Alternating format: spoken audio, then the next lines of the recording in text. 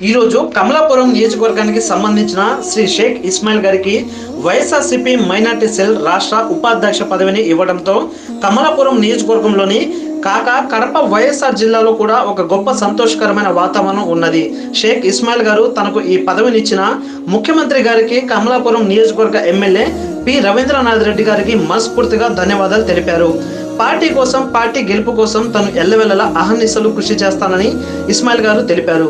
ఒక గొప్ప చారిత్రాత్మక కుటుంబం నుండి వచ్చిన వారు, దేశంలోనే ప్రఖ్యాతిగాంచిన దర్గా ఏ గఫారియా కుటుంబానికి సంబంధించిన వారు. వీరికి రాష్ట్రంలోని అన్ని నియోజకవర్గాల్లో గొప్ప శిష్య బృందం కలదు.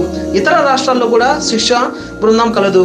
ప్రతిరోజు దర్గాలో పేదలకు అన్నదానం 3 పూట్ల చేస్తుంటారు. ఎవరు ఆపదలో ఉన్నామని, ఎవరు కష్టాలు తెలిపినా వారికి ఆదుకొని సహాయం చేయడంలో గొప్ప దాతలు. కరోనా సమయంలో తమ ఉదార ఉదయాన్ని వీరు గొప్పగా చాటుకున్నారు. ఈ దర్గా యొక్క ప్రత్యేకత, ఇక్కడ కులాలకు, మతాలకు అతీతంగా ప్రజలు పాల్గొంటారు. ఈ గురువుల దగ్గర భేద భావాలు ఉండవు.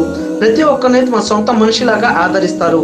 ఈ సందర్భంగా కమలాపురం నియోజకవర్గం ప్రజలందరూ మరియు కడప జిల్లా, కడప వైఎస్ఆర్సీపీ మైనార్టీ ప్రముఖులు ఇస్మాయిల్ గారికి శుభాకాంక్షలు తెలిపారు. వారు ఆశిస్తున్నారు. కేక్ కటింగ్ చేసి బాణసంచాతో షేక్ ఇస్మాయిల్ గారికి అభినందనలు తెలిపారు.